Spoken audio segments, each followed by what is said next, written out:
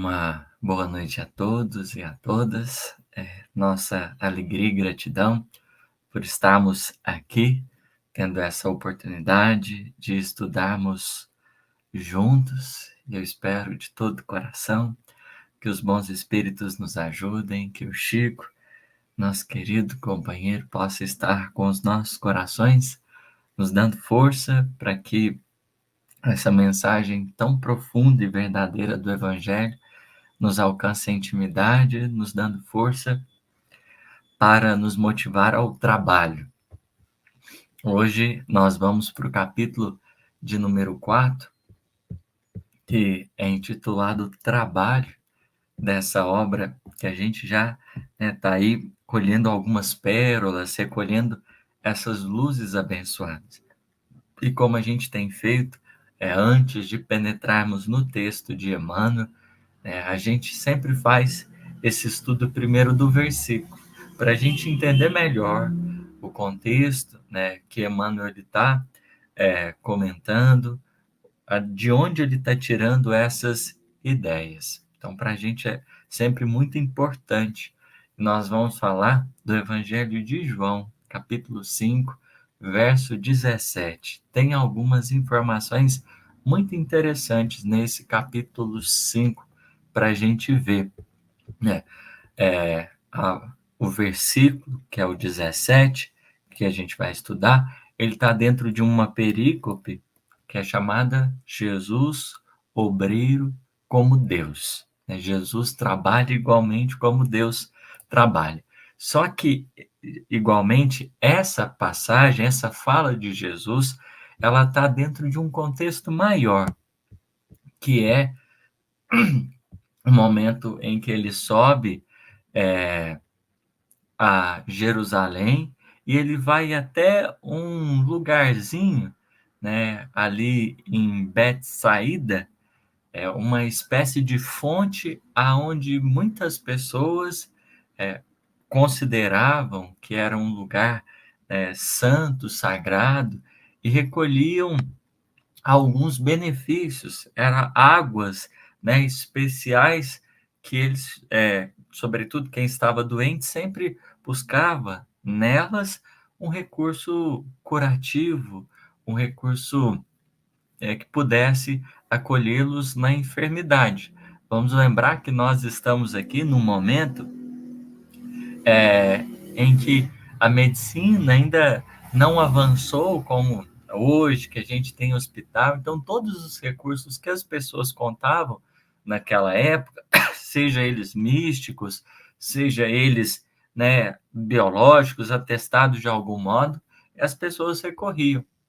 Então, observemos o que o nosso amigo João ele vai nos contar, porque é a partir disso daqui que João vai nos trazer a fala de Jesus, que Deus, trabalha até agora e ele também trabalha. A que serviço Jesus estava empenhado? O que motivou ele dizer essas palavras? Então, João nos diz que nestes jazia uma grande multidão de enfermos, de cegos, de coxos, dos que tinham os membros atrofiados, todos os quais esperavam que se movesse a água. Então, era uma espécie de tanque que oferecia, esse recurso que muitos consideravam muito digno. E por quê? Eles consideravam que um anjo do Senhor descia em certo tempo ao tanque e mexia as águas. E o primeiro que entrava no tanque, depois de se mover, ficava curado de qualquer doença que tivesse. Então, a gente pode talvez reconhecer que a água ela pode ter algumas propriedades, curativas, ainda mais determinadas águas, dependendo da sua fonte, elas podem oferecer esses benefícios. Mas, para além disso, existe uma questão até um pouco mística, um anjo do Senhor descia e quando, assim, ele descia, existia uma cura.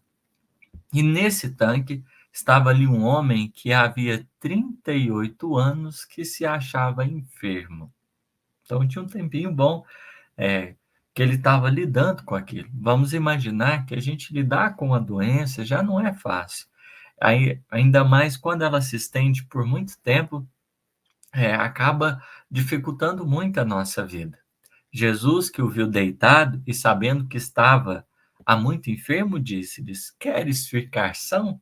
Olha, provocação do Cristo a ele: Olha, estou te vendo nessa situação, você quer melhorar? O enfermo respondeu: Senhor, eu não tenho homem que me coloque no tanque quando a água for movida, porque quando eu vou, outro entra antes que eu. Então, quando ela se agita, né, ele que estava ali pelejando há tanto tempo, não tinha uma alma caridosa para conduzi-lo, porque ele era um paralítico, então ficava muito difícil, a expectativa sempre grande, mas quando as águas se movimentavam, outra pessoa acabava entrando antes dele. E o Cristo, entendendo todo esse cenário, ao invés, né, de se colocar à disposição para levá-lo ali, quando essa água se movimentasse, Jesus vai dizer: levanta-te, pega a tua cama e anda. O que acontece? No mesmo instante, ficou são aquele homem, pegando a sua cama, começou a andar. Observemos que é um fato muito curioso, né? Essa capacidade que o Cristo tinha de envolver com seu magnetismo de amor proporcionava situações como essa, de devolver às pessoas, nesse caso aqui, a possibilidade de se movimentar. Por que que a gente gostaria né, de pegar esse contexto maior? Qual a enfermidade do nosso amigo aqui da passagem? A gente não tem o nome dele, pode ser qualquer um de nós. Mas o que que ele está vivenciando? Uma paralisia, um instante da vida, desde muito tempo que ele não consegue caminhar.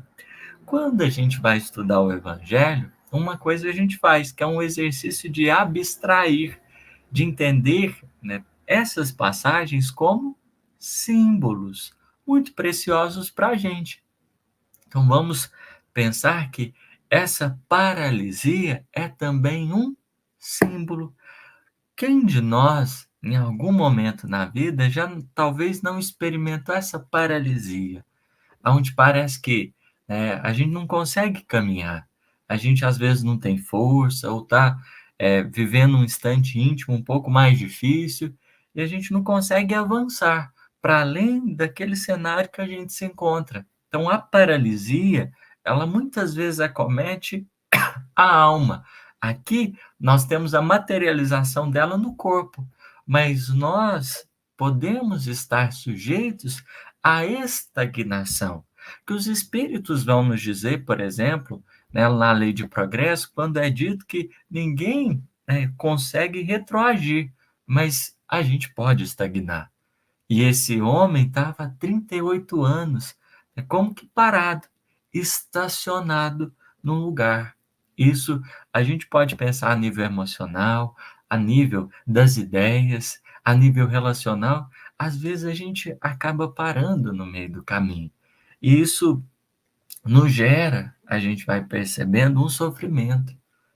Porque, conforme os espíritos, André Luiz, sobretudo, vai definir, a vida é fonte eterna, ou seja, é um movimento infinito.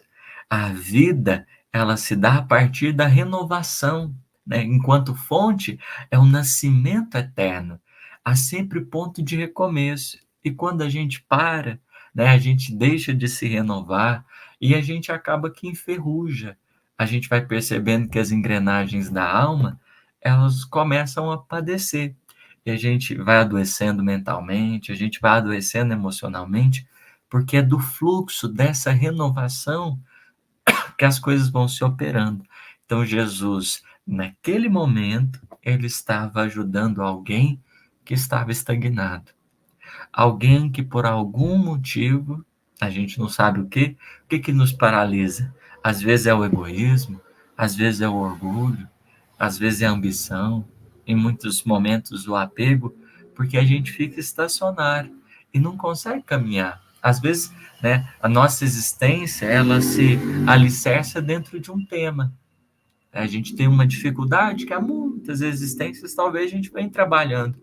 E quando a gente não consegue lidar com essa imperfeição, ela pode ser talvez o motivo do nosso estacionamento, aonde a gente não conseguindo gerir ali a nossa experiência, a gente acaba ficando parado.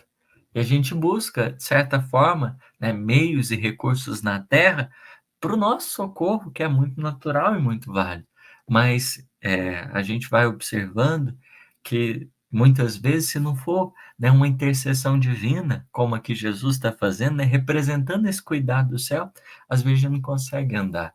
Então, essa situação dele é como se fosse uma rogativa, e o Cristo, ao observar aquela circunstância, né, vai proporcionar a ele condições de penetrar o movimento, penetrar o movimento.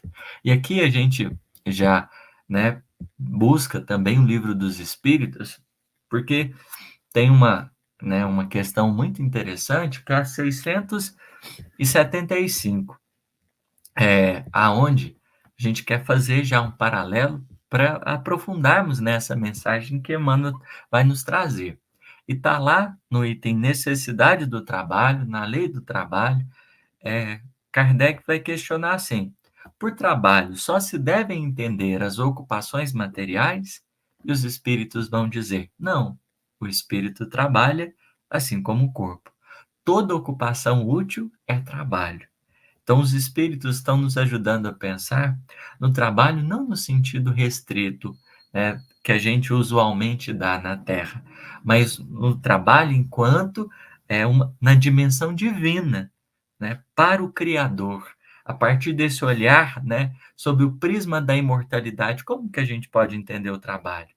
Como ocupação útil. O que é a ocupação útil? É um movimento da alma, né, onde a gente se vale dos recursos e dos potenciais que a gente tem para enobrecer a vida que nos cerca. Isso é trabalho. Então, trabalho tem a ver com o movimento, porque é ocupação, quer dizer, é um emprego das forças. Eu não vou estar estagnado, eu vou estar movimentando. Estagnação, né, já é algo bem diferente de descanso, porque o descanso faz parte do trabalho. O descanso é um movimento de recomposição da alma para prosseguir nas suas atividades, né? Que faz muito, todos nós temos necessidade dele. E ele é fruto, né, natural desse esforço, desse dispêndio que a gente tem quando a gente está ocupando-se de algum modo. Então, para esses espíritos, e essa definição vai ser importante para a gente, esse trabalho é esse movimento sagrado, onde a gente santifica, né, as relações, o ambiente, onde a gente movimenta aquilo que a gente tem à disposição. Observemos que aquele espírito ali, 38 anos, está paralisado, é um espírito que ele talvez está faltando esse movimento criativo e criador, porque às vezes ele foi sucumbido por alguma imperfeição, né? A gente vive esses momentos que parece que a gente faz muitas coisas, mas a gente não se sente realizado. Aquilo muitas vezes não reverbera dentro de nós, porque né, o apóstolo Paulo vai dizer que todo lavrador que trabalha, ele é o primeiro a gozar dos frutos. Quando a gente está empenhado nesse movimento, né, nessa ocupação útil, o espírito se renova e a gente vai seguindo adiante. Mas às vezes a gente está igual Marta, né, na passagem lá da visita de Jesus em Betsaida, na casa das irmãs de Lázaro, a gente está igual Marta, a gente faz muitas coisas, mas às vezes a alma não tem se movimentado no mesmo ritmo. E aí fica essa descompensação, parece que a gente não sai do lugar. O dia está preenchido de atividades, está preenchido de coisas, as nossas mãos não param de fazer, mas nem sempre a gente se sente nessa plenitude dessas realizações. Nem sempre o nosso coração faz parte de tudo isso. Então a gente acaba ficando um pouco estacionário, né, na nossa trajetória. A gente precisa resgatar esse movimento útil do coração, esse movimento sagrado da alma. Mas vamos voltar aqui para a nossa passagem. A gente viu, né, que esse homem, no mesmo instante, ele ficou são, e pegando a sua cama, ele começou a andar. Observemos que aqui a recomendação de Jesus, ela é muito interessante. Levanta-te, pega a tua cama e anda. O Cristo recomendou que ele guardasse aquele instrumento que durante tanto tempo serviu ele, né, enquanto ele estava paralisado. Vamos colocar, né, quando ele foi curado, Jesus pede para que ele não esquecesse daquilo. É como se fosse uma advertência. Às vezes a gente sai de uma fase, né, mas tem lições muito expressivas que a gente não pode esquecer, porque às vezes a gente está sujeito a entrar nisso de novo. Às vezes a gente tem uma tendência de desesperança, né, e a gente precisa daquelas lições, daquela caminha que está daquelas experiências que a gente viveu, a gente não pode esquecer delas.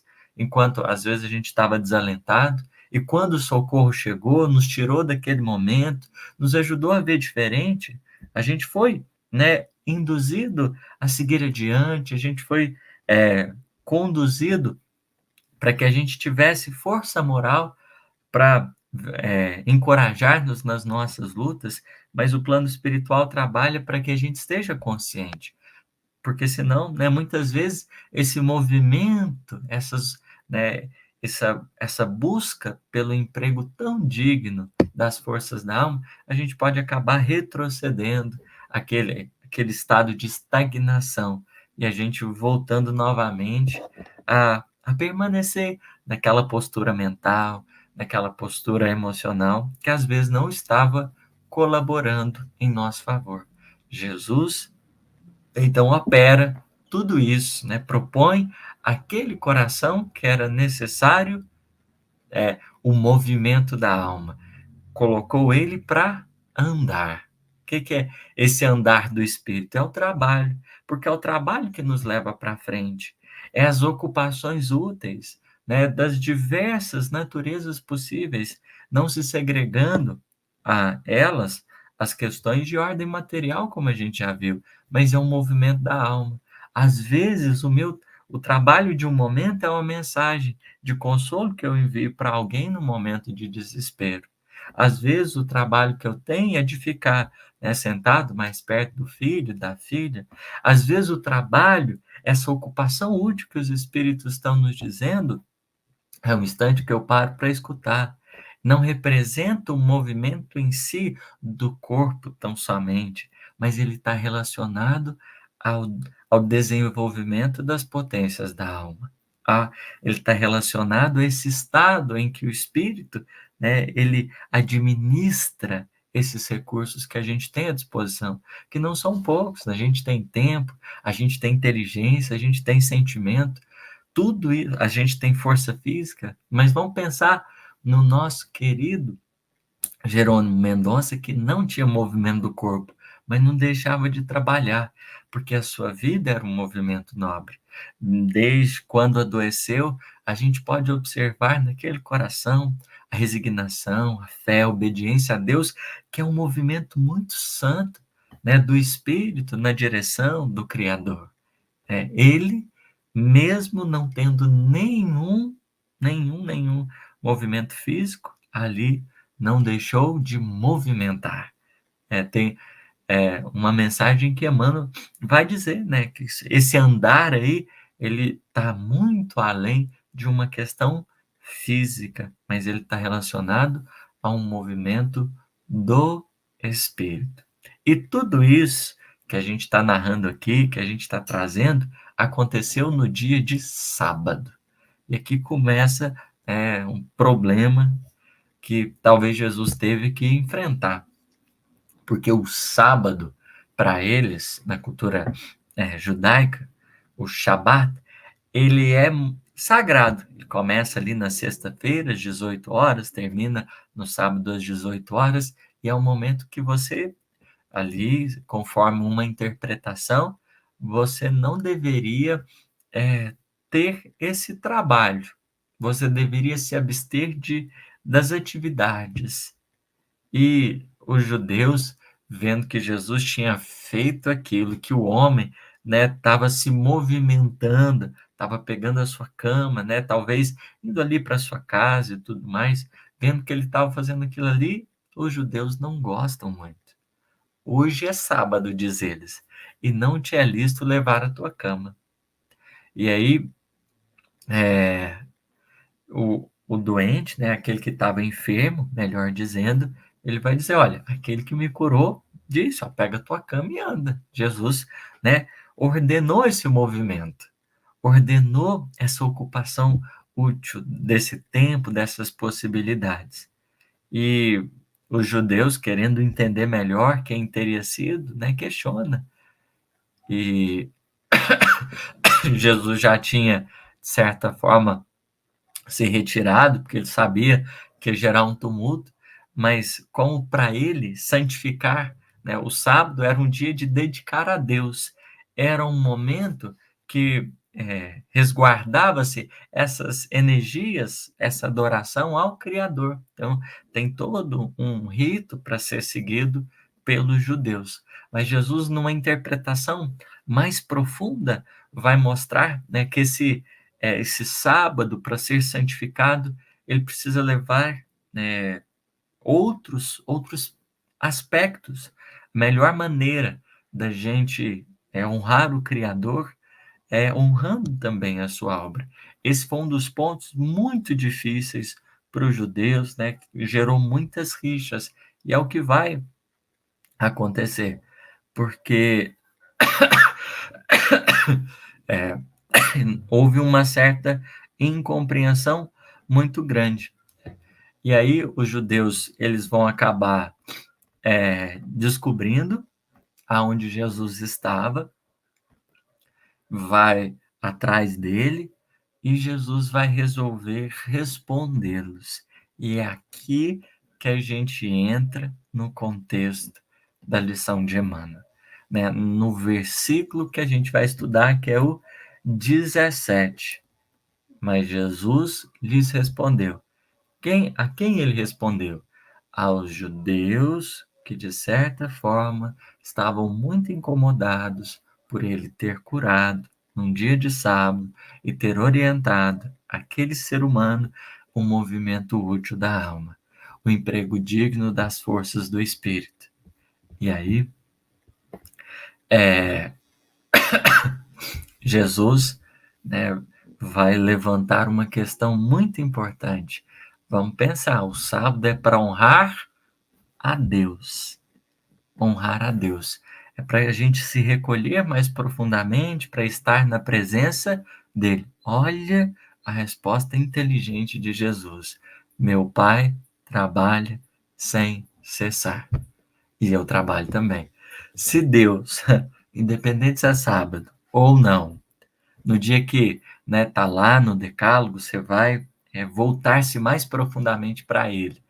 Se o Criador não está deixando de fazer a sua obra, quem dirá nós, né? Então, a melhor forma de permanecer junto a ele é também movimentando as nossas forças na direção do bem. Essa recomendação vem tanto em memória desse sétimo dia, né, do chamado descanso, mas também em relação à própria libertação do povo do Egito, que vai se dar, salvo engano, também no sábado. Então, é um momento de memória muito expressivo para falar dessa misericórdia de Deus, para se conectar ao amor divino. E Jesus vai mostrar, olha, meu Pai trabalha sem cessar. Às vezes a gente interpreta até um pouco mal o sétimo dia da criação, porque a gente pensa assim, nossa, Deus descansou. Parece que Deus estava inativo, só que não existe muito bem inatividade. Da mesma forma, quando a gente vai pensar no plano do nosso próprio corpo, o que é o descanso? Né? O corpo não para, nunca, né? A não ser quando ele, de certa forma, morre, né? Ou perde a sua vitalidade, mas mesmo assim, toda a sua energia, ela vai servir à natureza de outro modo, porque essa energia do sistema da vida, ela nunca se perde. Tudo, né, vai dizer a frase, nada na natureza, nada se cria, nada se perde, tudo se transforma, porque tudo está em movimento, nada permanece estacionário. Então, o nosso corpo, quando a gente deita, a gente fecha os olhos, o coração continua batendo, as atividades continuam acontecendo, só que de um modo diferente, com uma atenção diferenciada. É um outro tipo de movimento. Então, o descanso, se a gente puder interpretar, depois da atividade, ele é também um tipo de trabalho, mas é um trabalho mais voltado para dentro, porque o sétimo dia da criação é o dia que tudo fica em ordem. É o dia que cada coisa encontra o seu lugar. O descanso é esse dia valioso. É também um dia de trabalho, porque só existe lei do progresso por causa do descanso. Senão, uma máquina que fica ligada o tempo todo, né, ela com o tempo vai se desgastando e ela chega a não funcionar. O descanso é o que vai garantindo a constância, é o que vai garantindo, né, a possibilidade de construção. Tudo, né, na natureza evolui, cresce, se expande por causa desse descanso, esse sétimo dia que é um símbolo, né, do plano da alma que, com o passar do tempo, com o passar das experiências, ao invés de envelhecer e como na matéria, as coisas, né, ir degradando-se, no plano da alma, o espírito, pelas vias dos ciclos, do descanso, do repouso, ele vai se aformoseando, ele vai crescendo, ele vai se robustecendo. Tudo isso, né, de certa forma, a gente pode depreender dessa fala de Jesus, pensando em todo esse contexto. Deus nunca para de trabalhar, e o descanso do Criador não é inação. Ele representa, né, se a gente imaginar, o amor dele é expansão e é contração. A expansão porque Deus faz, realiza, age, opera, ele faz parte, né, dessa criação, junto com a matéria e espírito, interagindo conosco, né, através da providência divina.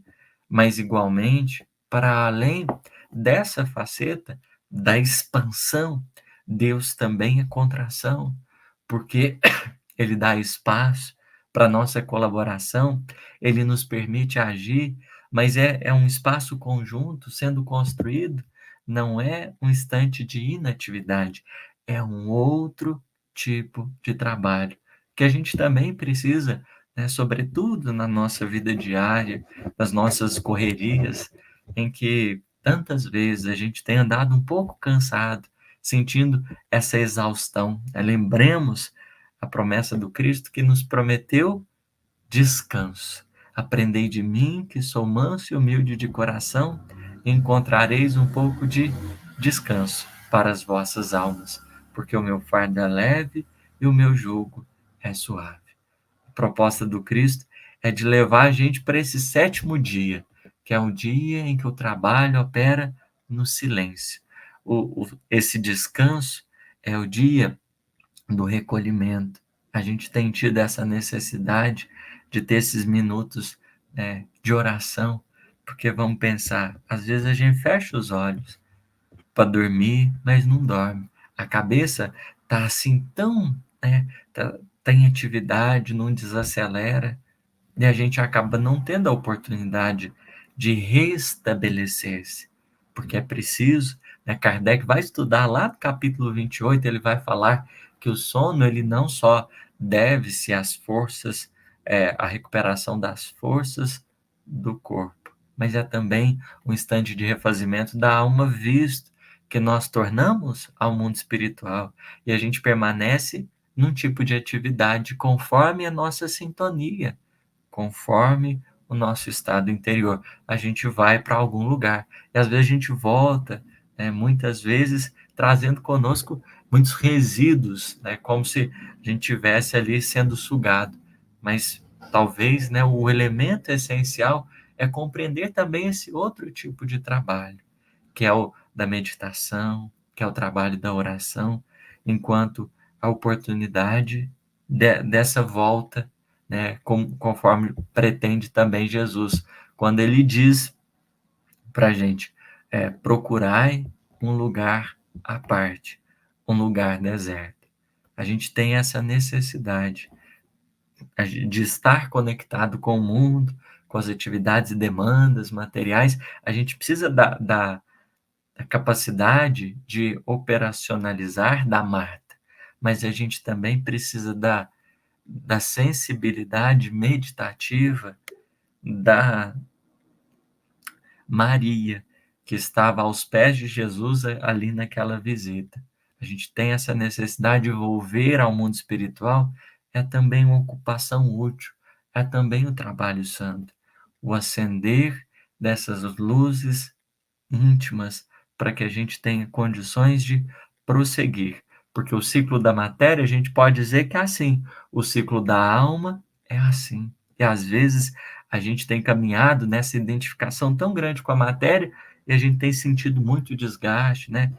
Claro, tem variadas causas para tudo isso, mas a gente pode enumerar. Dentre essas causas possíveis, às vezes, né, essa extrema atividade, tão somente fisiológica, faltando qualidade do movimento da alma.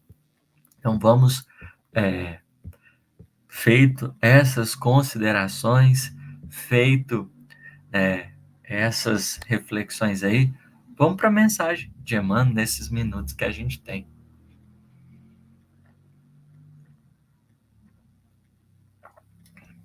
Vou ler ela todinha agora e a gente vai depois puxar alguns desses parágrafos aqui para nossa observação. Vamos lá. Em todos os cantos, observamos criaturas queixosas e insatisfeitas. Quase todas pedem socorro. Raras amam o esforço que lhes foi conferido. A maioria revolta-se contra o seu gênero de trabalho. Os que varrem as ruas querem ser comerciantes. Os trabalhadores do campo prefeririam a existência na cidade. O problema, contudo, não é de gênero de tarefa, mas de compreensão da oportunidade recebida. De modo geral, as queixas, nesse sentido, são filhas da preguiça inconsciente. É o desejo ingênito de conservar o que é inútil e ruinoso das quedas do pretérito obscuro. Mas Jesus veio arrancar-nos da morte no erro. Trouxe-nos a bênção do trabalho, que é o movimento incessante da vida. Para que saibamos honrar nosso esforço, referiu-se ao Pai que não cessa de servir em sua obra eterna de amor e sabedoria, e a sua tarefa própria, cheia de imperecível dedicação à humanidade. Quando te sentires cansado, lembra-te de que Jesus está trabalhando. Começamos ontem nosso humilde labor, e o Mestre se esforça por nós desde quando? Que mensagem, né? Que reflexão que Emmanuel propõe, sobretudo nessa indagação, porque é uma coisa que fica muito evidente hoje em dia, né? Quando a gente fala sobre esse cansaço, às vezes a gente relaciona as coisas que a gente tem feito para as pessoas. Em muitos momentos a gente está na atividade espírita, está tentando servir daqui e dali, e nem sempre vem essa gratificação, a gente vê o salário divino a operar em nosso favor, e às vezes a gente vai ficando cansado, né? Como se a ingratidão nos envolvesse, né? Não tivesse tentando resultado, tanto sentido o que a gente estivesse fazendo. Às vezes dentro de casa tem uma situação um pouco mais delicada, que a gente está empenhando as nossas energias, que a gente está procurando trabalhar, mas nem sempre a devolutiva, né? Nem sempre a transformação do quadro. E aí fica a questão. Começamos ontem nosso humilde labor. e o Mestre se esforça por nós. Desde quando? Né? A gente começa hoje o nosso desejo de andar na direção do bem, mas às vezes, em determinados pontos da nossa trajetória, em quantos deles a gente já não esteve estagnado e alguém esteve lá pacientemente cooperando em nosso favor? Desde quando Cristo também não tem pelejado conosco?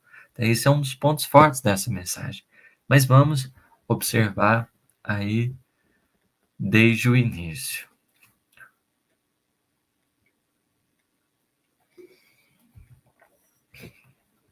Em todos os recantos, diz Emmanuel, observamos criaturas queixosas e insatisfeitas.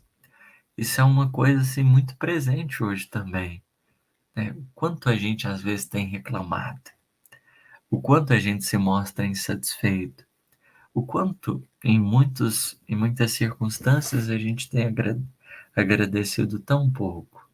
Então no trabalho, às vezes está tendo alguns desafios e a gente, na nossa forma de expressão, na nossa forma de conduzir as coisas, só sobra queixas e insatisfações. O nosso olhar, a nossa forma de perceber, ela vai, né, se a gente só olha aquilo que está acontecendo, né, do visível, a gente vai olhando e vai ficando assim, um tanto que indignado, um tanto que insatisfeito, e vai penetrando às vezes até um movimento repetitivo de lamentação. A gente às vezes, na nossa conversação, daqui e dali, a gente só tem aquela palavra, né, às vezes até desesperançosa, porque aqueles que nos escutam, ao invés, né, na nossa presença, ao invés de ter a oportunidade de um bom diálogo, vão sentindo ali o peso dessas insatisfações nossas. E é interessante que na passagem de Marta e Maria, que a gente trouxe aqui, tem uma fala, de Jesus, porque a Marta fica insatisfeita com a postura de Maria, fica queixosa porque Maria não tinha ido ajudar ela, e aí Jesus vai dizer assim: Marta, Maria escolheu a boa parte, que não lhe será tirada. Observemos que a lição é muito simbólica, né? Se a gente quiser só, né, dar-se ao visível, né, a gente tomar como referência só o visível, muitas vezes a gente, né, às vezes começa, a entrar num quadro um pouco mais difícil, porque olhando só o que está acontecendo na Terra, não vai sobrar motivos, né, para a gente agradecer. Vai ser muito pouco. A gente liga no noticiário, vê a tragédia do Rio Grande do Sul, né, a peleja, a luta que ainda está. A gente, né, olha, tem guerra ainda no mundo, olha a situação política de algum lugar e fala, nossa, mas ainda está desse jeito, olha isso e olha aquilo. Então, se a gente for só olhar o visível, a gente vai caminhando para a desesperança, a gente vai caminhando para a queixa, mas a gente precisa lembrar um pouquinho de Maria, dessa que fica aos pés do Cristo, é do coração que vai aprendendo a perceber que para além do visível tem o invisível. Então está acontecendo coisas difíceis, está, mas também o mundo espiritual tem se movimentado tanto, tem procurado empenhar tanto socorro, tem trabalhado e nos servido com tanto amor, com tanto carinho. Se por um lado tem coisas difíceis acontecendo, tem também esperança sendo plantada. Tem muita coisa boa sendo oferecida ao mundo. Só que a gente precisa muitas vezes estar um pouco mais perto do Cristo para entender isso. Porque a Marta estava na periferia, a Maria não, estava buscando o centro ali. E essa é uma questão, né? Na nossa no nosso movimento diário.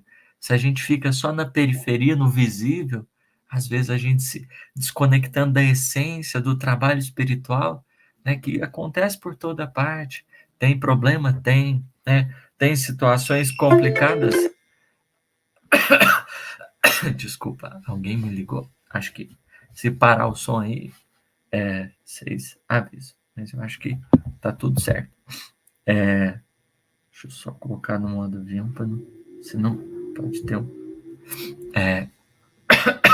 Se a gente for só se dar conta do visível, às vezes a gente perde a essência maior, né, daquilo que está se dando, do mundo espiritual, no seu movimento.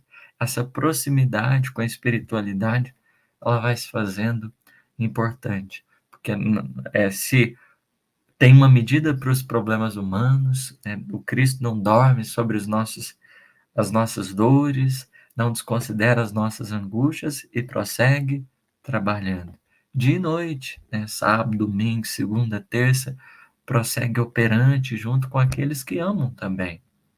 E aí, nessas horas, né, a gente é como Marta. Às vezes, a gente pede o socorro, mas raras criaturas amam o esforço que lhes foi conferido. A gente está dentro de um campo de trabalho, a providência divina confia na gente ali. Às vezes a gente está, né, num campo de trabalho que, né, isso independente seja material, de qualquer natureza, como a gente expandiu com o Livro dos Espíritos a noção de serviço, a noção de trabalho, independente de onde seja, né, a gente às vezes nem sempre a gente está lembrando da nossa parte, daquilo que nos cabe fazer, daquilo que nos cabe realizar, num desejo muito maior de receber, esquecendo aquilo que a gente pode oferecer. Porque, como a gente disse, né, trazendo Paulo, o trabalhador que trabalha, ele é o primeiro a gozar do fruto. Se a gente vai fazendo aquilo que nos cabe, naturalmente vamos nos renovando interiormente. Porque o fruto direto do trabalho da alma é o descanso do coração, que se chama paz de consciência. É o espírito que consegue encontrar esse ponto de quietude, de serenidade em sua trajetória. Isso é tão importante, né? Emmanuel vai dizer, citar exemplo, mas para a gente abstrair. Os que varrem as ruas querem ser comerciante. A gente sempre, às vezes, olha o que os outros estão fazendo e considera que é mais fácil ou melhor, né, a vida das pessoas, mas cada um tem o seu lugar na criação. O mais importante, como Emmanuel vai dizer, é compreender a oportunidade que a gente recebeu. É compreender a oportunidade que nos foi conferida. Porque o mundo espiritual confia na gente. Aonde a gente está, né? Não é fácil, porque no mundo que nós nos encontramos, não é o plano ideal, né? Você vai para a área da educação, não tá legal. Tem coisa muito difícil acontecendo. Você vai para o plano da saúde, tem coisa muito difícil. Para o plano da política, para o plano, né, familiar, tem muitas coisas difíceis acontecendo. Mas a gente não pode esquecer que o mestre que nos trouxe a esses campos de serviço, nos trouxe porque nos considerava dignos de ali contribuirmos para a construção e reconstrução desses cenários. É o trabalho que sustenta a ordem, ou o trabalho que opera a reconstrução. Sem empenho, sem luta, muitas vezes sacrifício, as coisas não acontecem. Às vezes a gente chora um pouco, porque nem tudo é tão fácil, a gente nem sempre consegue digerir, né, os desafios que chegam, e às vezes a gente precisa lembrar desse espírito de Maria, de estar um pouco mais perto do coração do Cristo, para escutar o que ele tem a dizer para nós, porque na terra nasce do coração dele as determinações mais sagradas para o reajuste, para a reconstrução, né? Ultimamente tenho tido aí os desafios na área da educação, muitos aprendizados, e eu tenho pedido a Jesus que me auxilie a não desistir das causas abraçadas. Eu peço desculpas, para que a gente possa prosseguir tentando fazer aquilo que nos cabe com o melhor do coração. Quando a gente vai observando, né? A gente tem que tomar muito cuidado com a preguiça, porque sem perceber, a gente vai paralisando. E paralisa mesmo. E o efeito natural é a gente, às vezes, queixar, ficar um pouco insatisfeito, e a gente vai conservando aquilo que não é melhor, porque é o movimento da alma, seja esse trabalho que opera fora, seja o trabalho que opera dentro, que a gente já viu ele, né? O trabalho que movimenta as forças do ser, ele vai nos auxiliando a nos desvincularmos daquilo que muitas vezes tem nos impedido de caminhar. É esse trabalho que vai fortalecendo em nós a vinculação com o mundo espiritual, e a gente vai entendendo que a gente não está sozinho. A gente não está sozinho, né? Conforme o próprio mestre propôs: eu sou a videira e vós sois as varas. Se vós estiverdes em mim e as minhas palavras estiverem em vós, dareis muitos frutos. O Cristo veio arrancar-nos dessa morte no erro, para que a gente pudesse trabalhar com sinceridade, com amor, construindo a vida, por mais que no ambiente escuro, né, que a gente estivesse, nem sempre a gente encontrasse a direção e o caminho. O Cristo, enquanto a luz do mundo, veio acender em nós essas pequenas luzes da nossa disposição, para que a gente também pudesse cooperar. E aí é o que Emmanuel nos diz, né, já caminhando aí para o final, para a gente chamar o tio Rubens.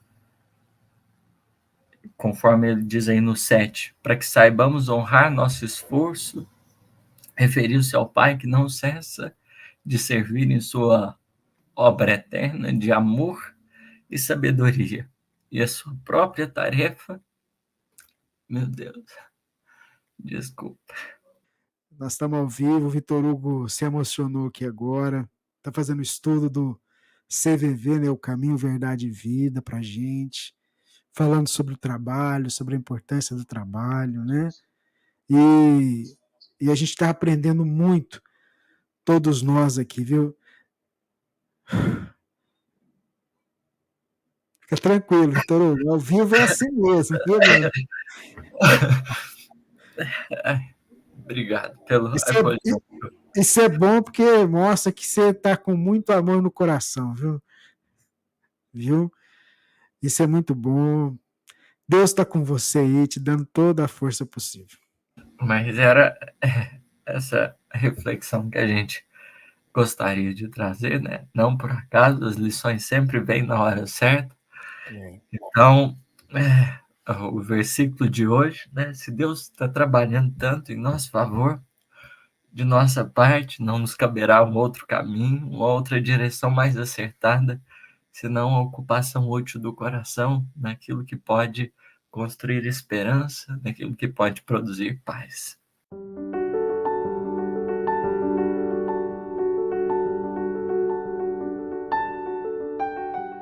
Vamos orar. Aqueles que se sentirem à vontade, fechemos os olhos, respiremos um pouco.